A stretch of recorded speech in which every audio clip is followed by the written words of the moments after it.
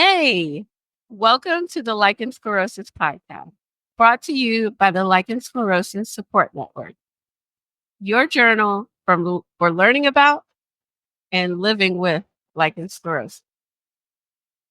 I'm your host, Kathy, and today I want to bring you a conversation I had with an amazing researcher named Leia Mitchell. And if you've listened to the podcast before, you may have heard some of her past episodes, so you know she's bringing the meat. And today we're going to talk about a new possible treatment for lichen sclerosus. So, really excited to bring you the information about this new research. And we're going to talk about two studies.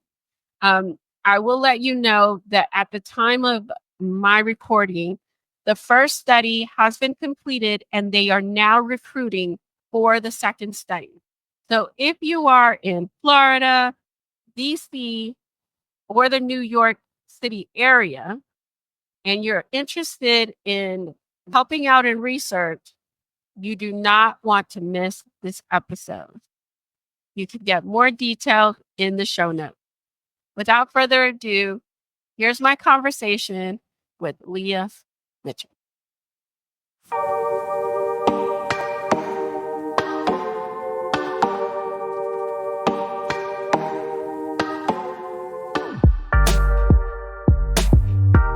Well, welcome back, Miss Leia Mitchell.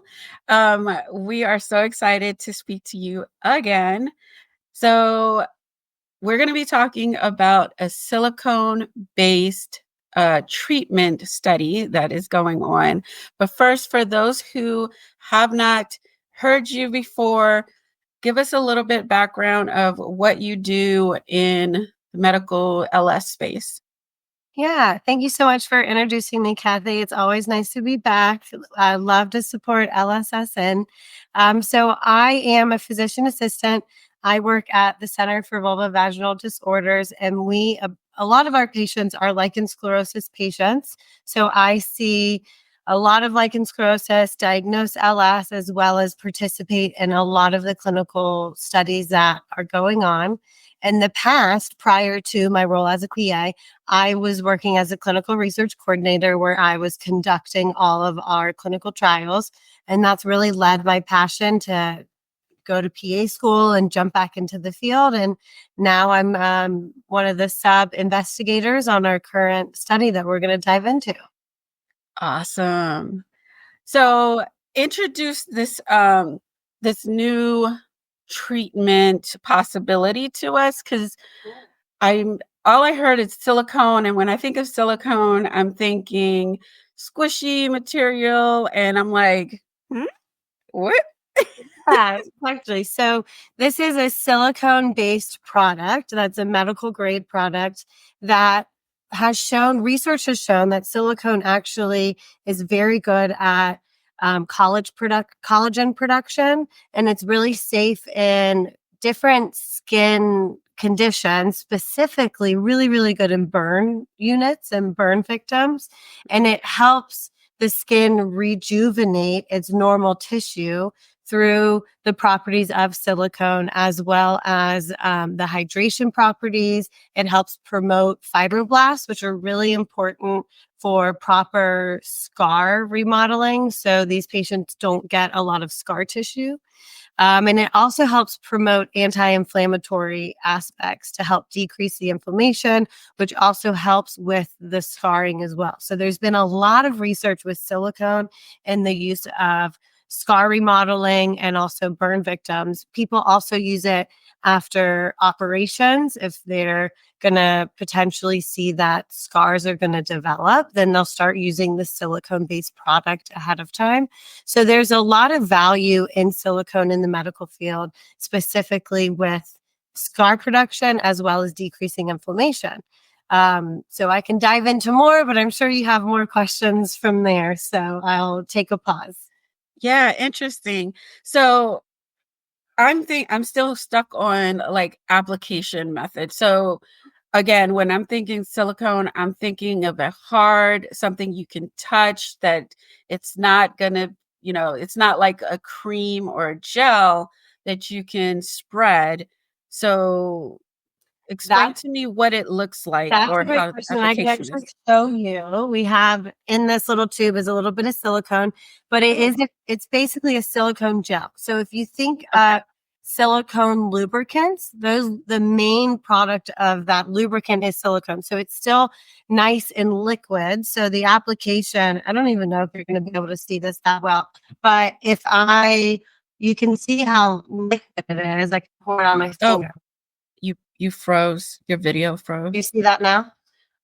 Oh, wait, there we go. Yep. How liquidy Okay.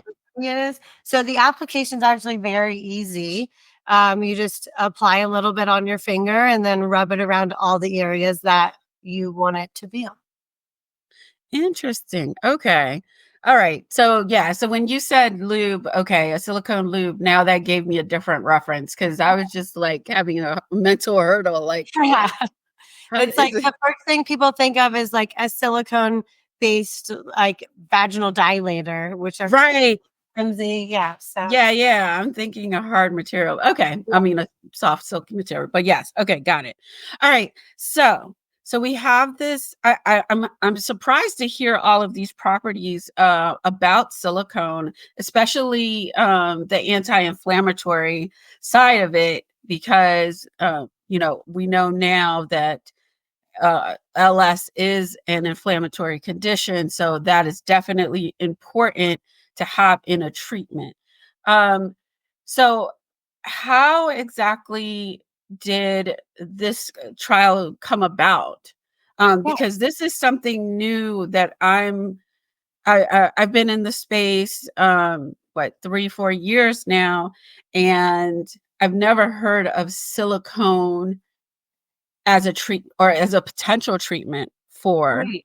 LS. That is a really great question. So we're always, as you know, at the CVBD, we're always looking for better options for treating LS, especially non-steroidal options, because a lot of people don't love putting on steroids for the rest of their life and having a maintenance dose. So we're trying to find the next best thing. And so actually, Goldstein and I were at a conference, and this company was up there showing their products and saying, here's a new silicone-based gel that can treat lichen sclerosus. And we go, hold up. Where's the data? Where's the data on that? And they go, oh, we believe it'll help. And so, as you guys know, based on all of our prior studies with the PRP, the Mona Lisa, we're kind of the debunkers, whether or not it's going to be a good treatment for LS. So we say, okay, if you're going to advertise it as treating LS, then let's do a study. Let's prove that it works. And if it works, amazing. We would happily use this for our patients, and we would happily support this product or this laser or PRP or whatever the new treatment is that's out.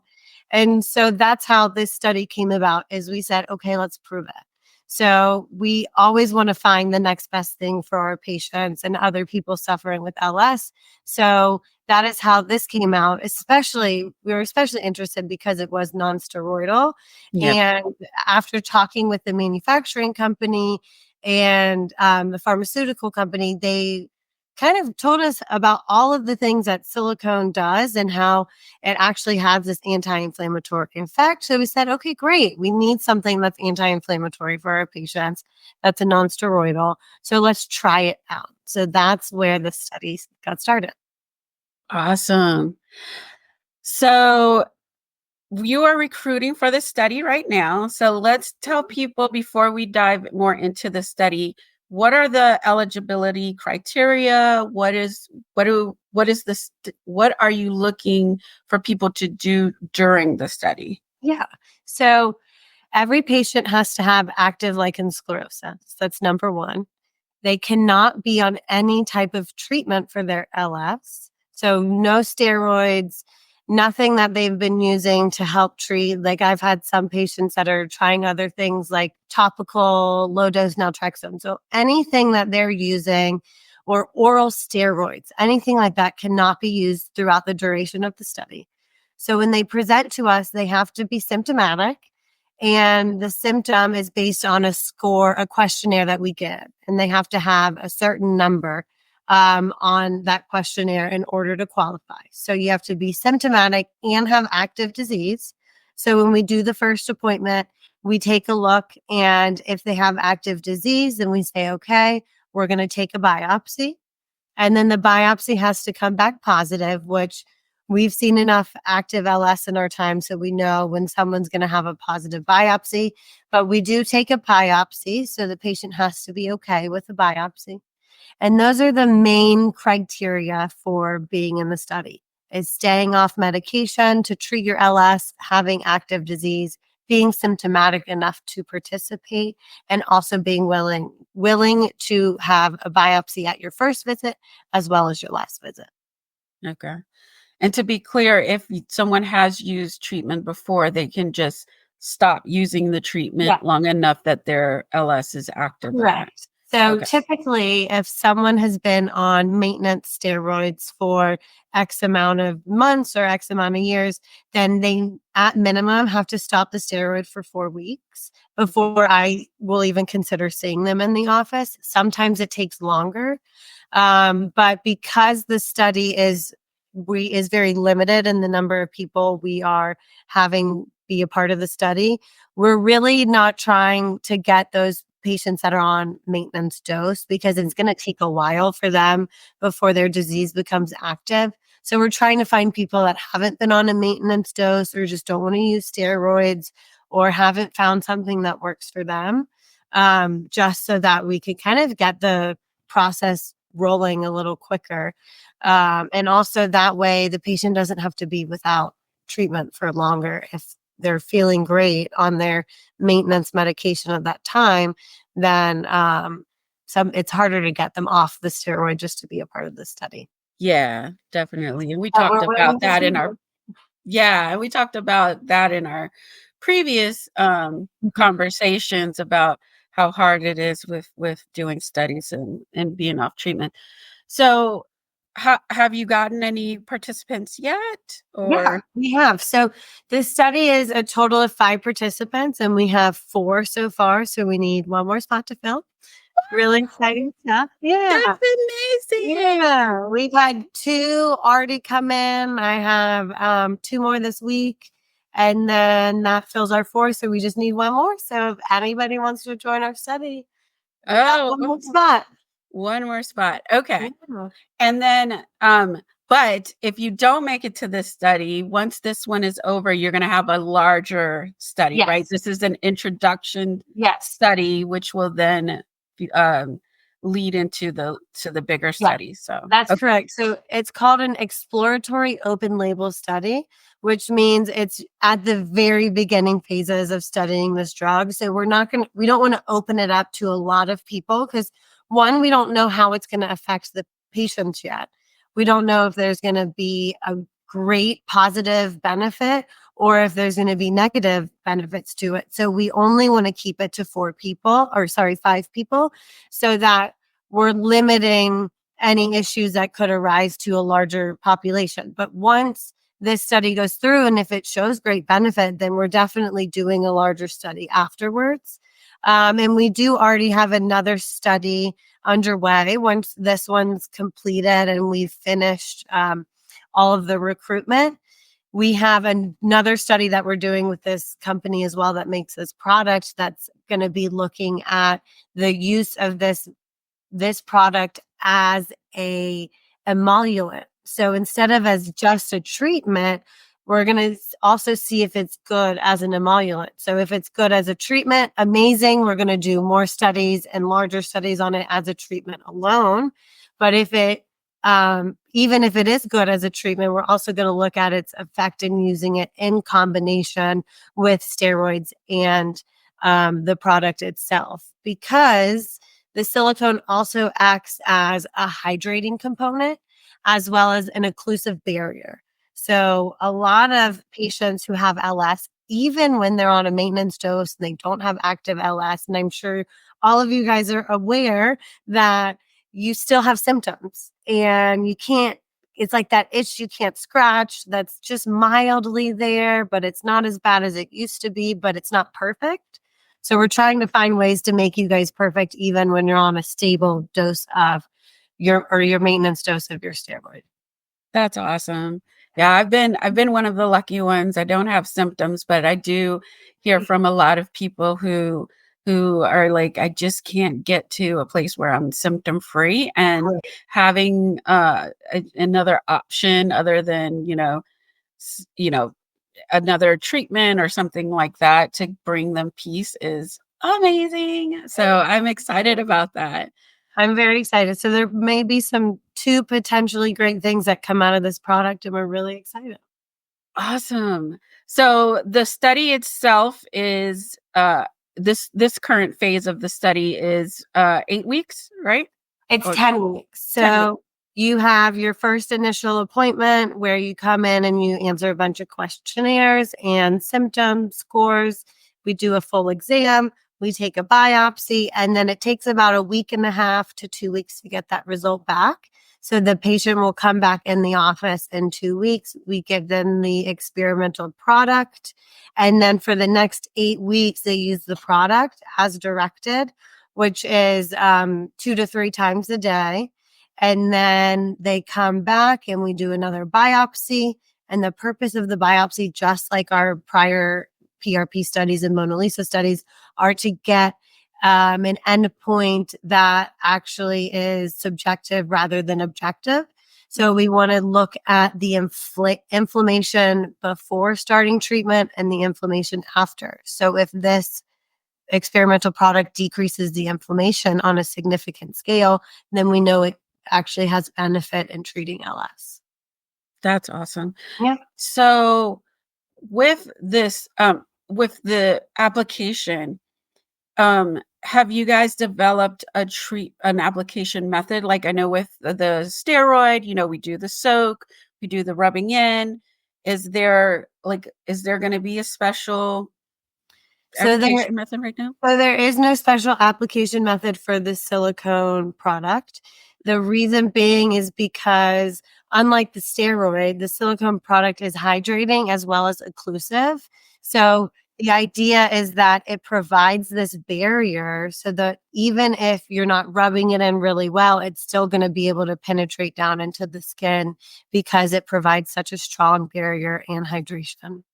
I love that. That is gonna, even for people who, steroids is okay, and it's gonna really open the door, because sometimes, the application method, the optimal application method of the soaking and the rubbing and thing, that's a barrier for some people. Yeah. And so not having to have that regimen is going to be freeing for a lot of people. Right. So I love that. Yeah. Especially if you're doing it 2 or 3 times. When you said 2 to 3 times a day, I'm like, that's a lot of soaking. So Yeah. Yeah, no soaking on this aspect. That is actually a key thing to tell our patients. That's a good point. I'm glad you brought it up, but no soaking needed for this. You would be basically in your tub all day if you had to do that. yeah. And then if you think about it too, if I think about it intuitively, water and silicone they don't go together. Right. Right. So you'll probably be hindering yourself if you're soaking Right. before the application. So you want to be completely dry, so there's no water there to. Exactly. Okay. That makes a lot of sense. I think too, I'm thinking about this just as like a quality of life kind of thing, the silicone kind of barrier for people who want to go swimming. Or things like that, to use this as an emollient before we go in the water, because it's summertime right now, and that's one of the big things is a lot of people are asking, I'm going on vacation, or I like to go to the pool, and I can see this as a great alternative from, a coconut oil or something like this, Yeah. because like you said, it's going to sit on the skin at the same time it's moisturizing, it's treating. Oh my God, this is like a trifecta. I love it. I know we're really excited. And even in those like hot days when everything feels irritated, you can use it and it doesn't feel like coconut oil where it just slips and slides down your legs. It really just stays where you apply it, which is really nice. We have been I've been using it. Sometimes we'll do in-office lysis procedures where we break up adhesions around the hood of the clitoris, or we do small lysises in the office. And I'm actually having patients use it post-lysis because then it helps with the healing. So it's going to promote good tissue. And based on the research that we've seen with silicone, it's great for preventing scar formation. So I think it's going to have a lot of application for our LS patients, whether it be treatment or whether it be an emollient or whether it even be a post-lysis procedure. I think it's going to have a lot of benefit. And I really do believe it has a lot of promising things for our LS patients. I love that. So let's get back to the study. We kind of feared, but okay. So 10 weeks total, and then biopsy in the beginning, biopsy at the end, and then how long until after you guys get the results and things like that do you think that we will have a definitive, okay, yes, this worked, or no, we didn't see a significant change? So it's always hard to guess because it really depends on how quickly we recruit and whether or not every single patient we recruit actually has active disease. And then, so let's say my patient today comes in and she actually doesn't have active disease. Now that pushes her back a few weeks. She's going to have to wait, come back again if she has active disease. And so it really depends on when our last patient is in the study. And then you count 10 weeks from that, or I'd say actually 12 weeks from our last patient, so that we have about 2 weeks to get those biopsy results.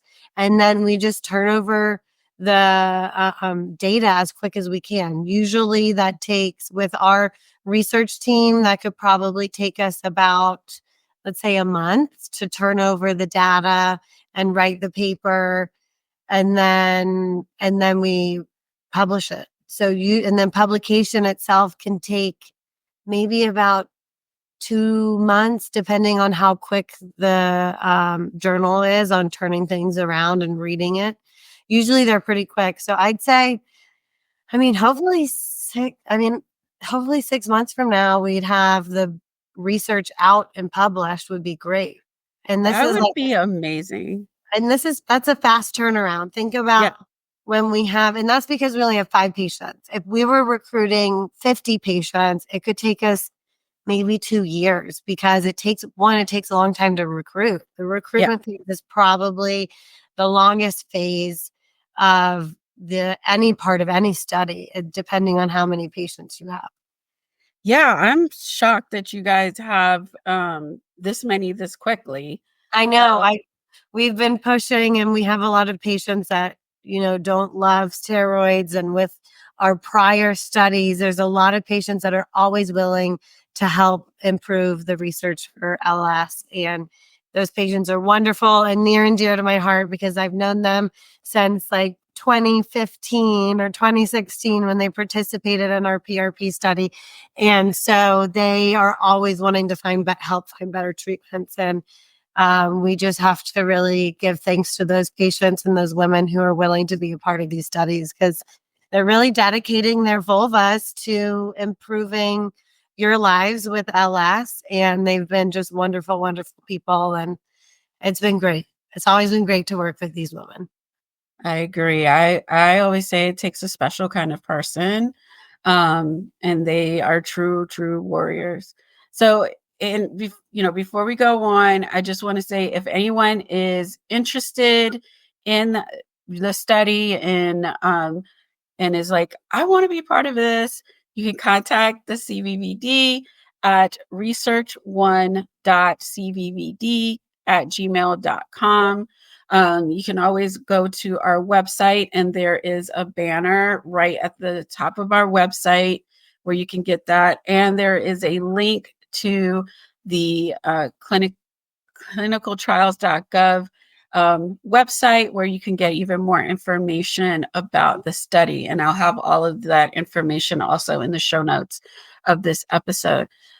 So we're going through this 10-week process. We have our results, and when you are part of the study, do you get like the results before everybody else, or?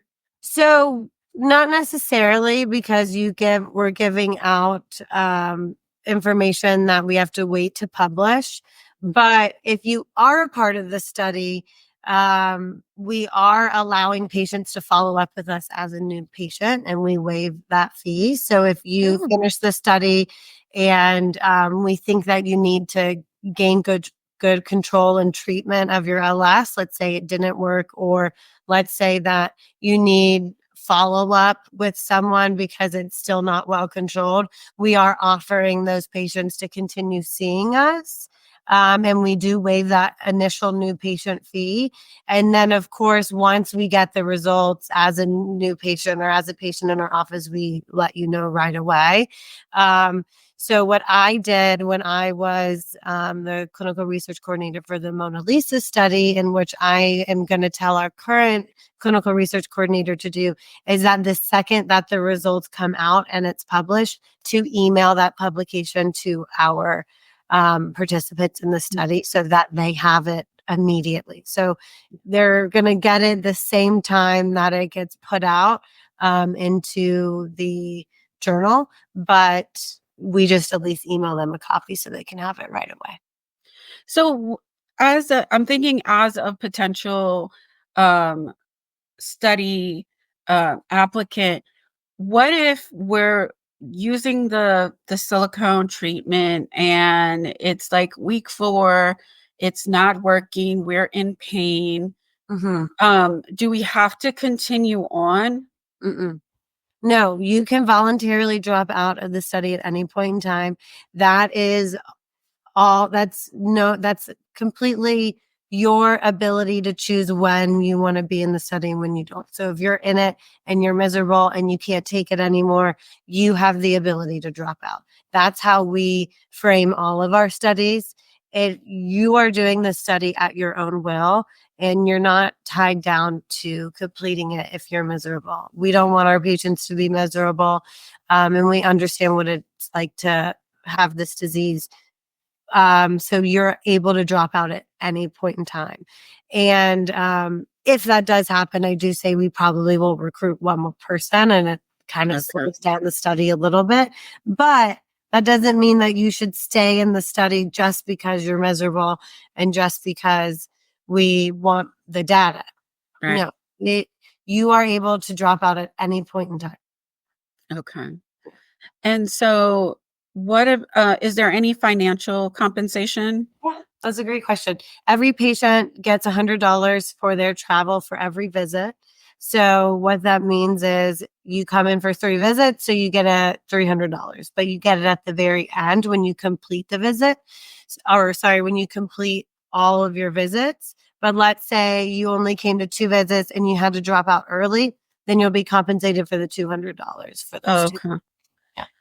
Okay, cool. And so they have to come to the New York office, correct? They do have to come to the New York office. This is the only location we're doing it.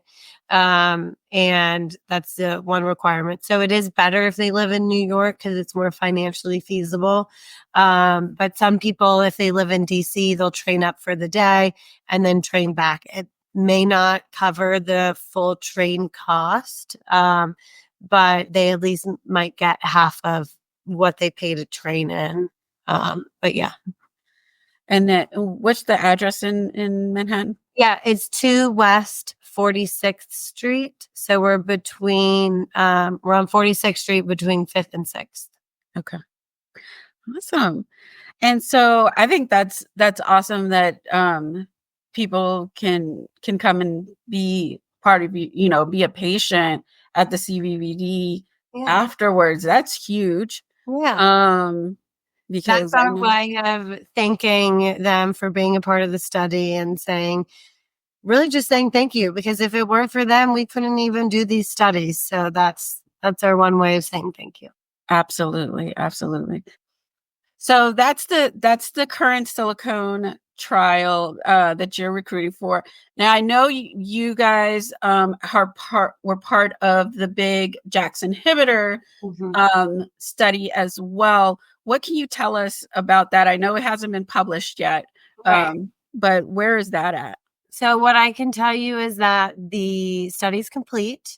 I kind of came into that at the last end of things, but there are very promising results. And I believe there might be another phase study that's going to come after the one that they just did. So definitely stay tuned. But I think there's some promising things with the JAK inhibitor. Yeah. And for my listener, if you don't know, that is another potential treatment option that is not steroid based. So we've got a lot of great promising things in the horizon that are being tried.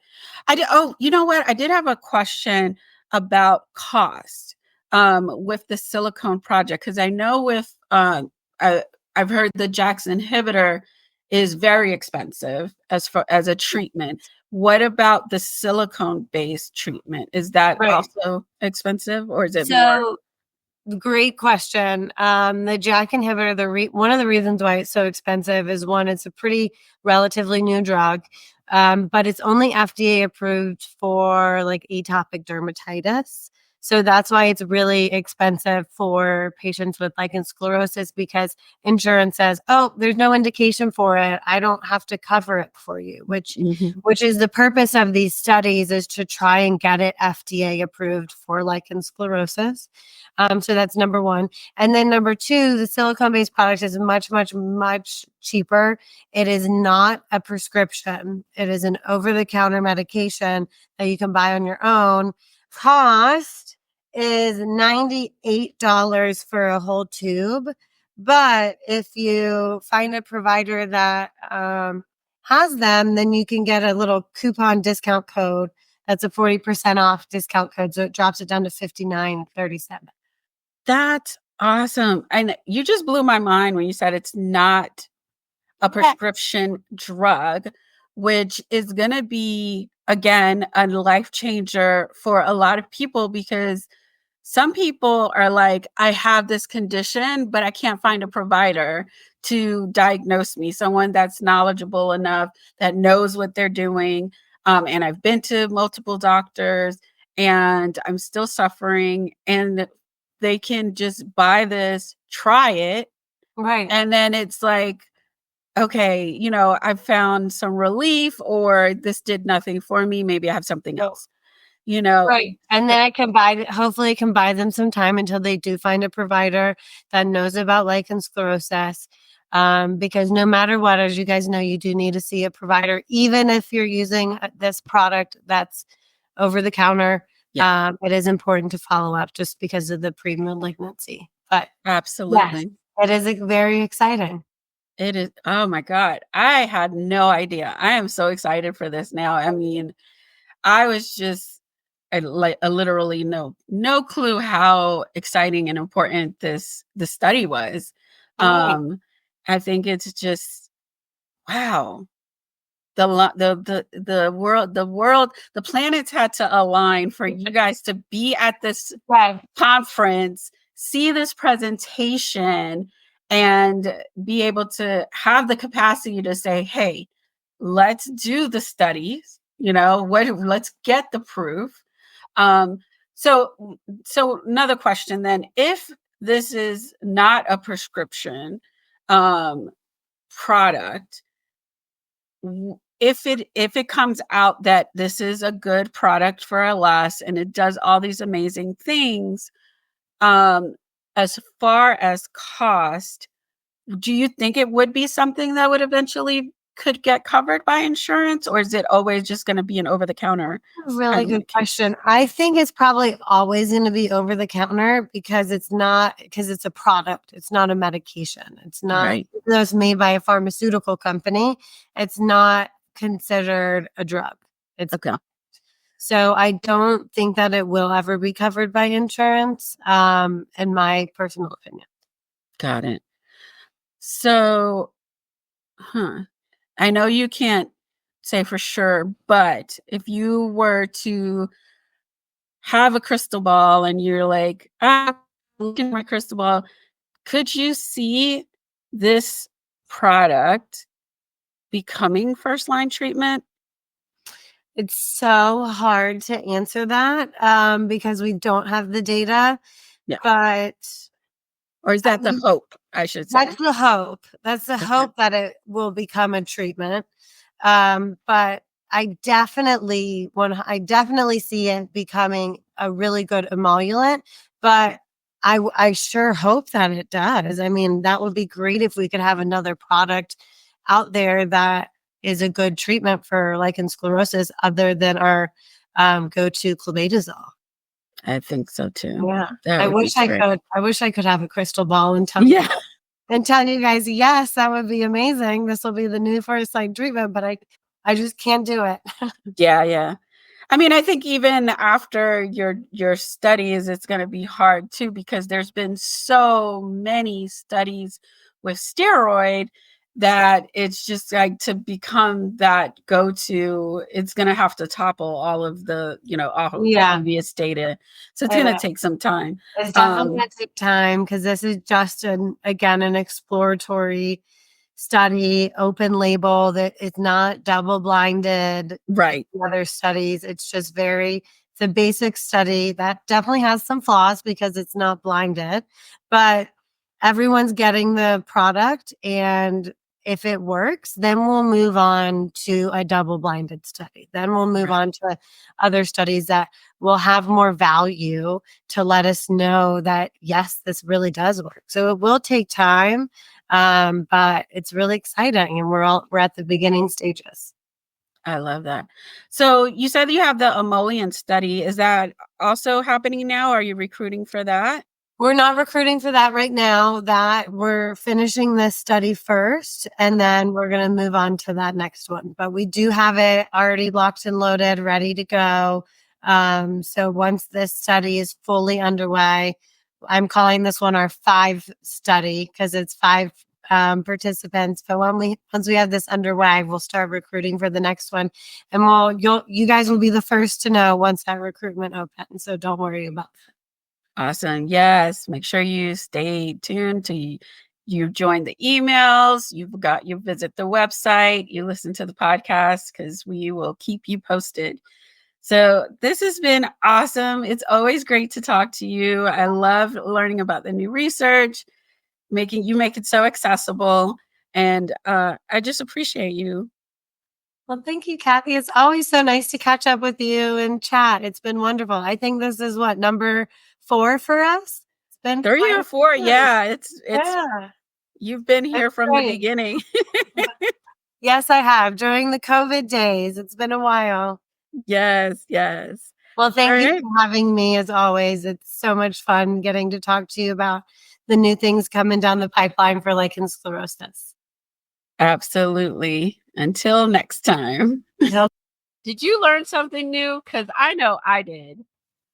And I've been learning about lichen sclerosus for 4 years. And this is the first time I had ever heard about silicone being a possibility of a treatment or an adjunct treatment, which I think would be amazing.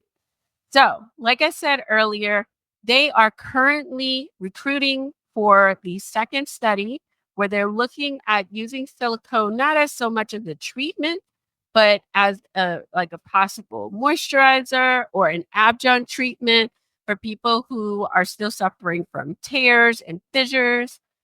So this has major possibilities. So if you are interested in joining the study and you are in can travel to Tampa, Florida, Washington, D.C., or the New York City area or New York City, please check these show notes for the link to check out the clinical.govs page or come to our website at lssupportnetwork.org and get more information. If you want to email them directly, you can do so at research1.cvvd@gmail.com. research1.cvvd@gmail.com.